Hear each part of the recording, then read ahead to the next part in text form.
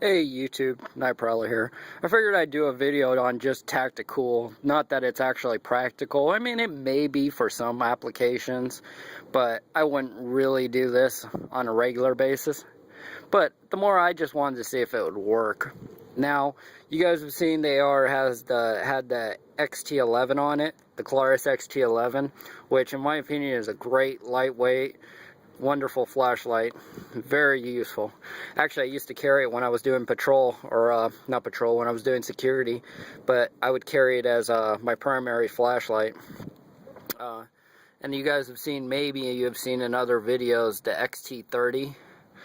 Sorry, it's upside down, but the KLARUS XT30. I figured, well, if the KLARUS XT11 is good, maybe the XT30 would be better. And I'm using the same ring that that held the XT11 on there, and it actually holds it pretty securely.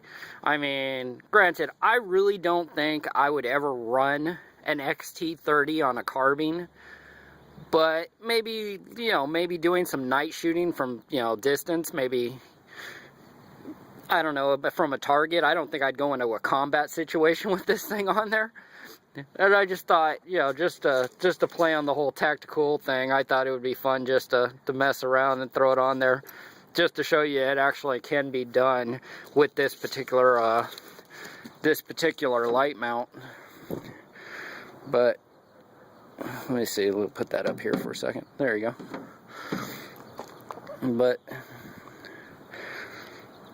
the only thing is, if you're going to run this, you got very low clearance. I mean, you can't move it up at all, because if you move it up, then those ridges right there are going to hit the mount, and they're not going to drop into place, you know. So I tried to move it up a little forward, but yeah, it works right. It works right there. I wonder if there's a little bit. Let's see. It doesn't really lock onto there, onto that plate in there, or the bar. It doesn't lock down like it does on the XT11.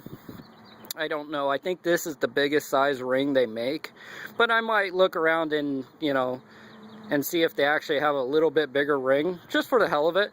But let's say you were doing, you know, you were at the range, or, you know, it was out in the desert or screwing around, and you needed, you know, because this thing gets awfully heavy with that big ass light on there. But I just thought it would be fun to see if it was if it was an option that could actually be done. Like I said, I would most likely run the XT11 on there, but maybe you really need a flashlight for your application. Maybe you own a farm. Maybe you have a piece of property that's, you know, 30 acres, and you really want a high-powered flashlight on there. You know, maybe you need to see a little bit farther than what the XT11 does. So yeah, you can actually mount an XT30 on there. I just thought, you know, I didn't actually put it on there. I'm not going to put it on there as a practical purpose for it, but I just thought, you know, just a little bit of tactical, just for the hell of it. You guys know, you know, a lot of guys want to know if it can be done, just to see if it can be done. Not really, they don't really have an intention of doing it, but they want to see. So that's why I did it. That's why I threw it on there. So yeah, it will fit on there with the same ring that holds the XT11. It's just you're going to have a little bit of a gap in there, and you really have to watch right here in this gap that you don't have very much room between the mount and the body of the light. And but it does drop in perfect. I mean, it's not touching anywhere on there, and it drops right in perfect. So it's doable. I don't know how practical it is, but it's doable. I just thought it would be fun to mess around with. So I hope everybody's having a good one, and I'll catch y'all later.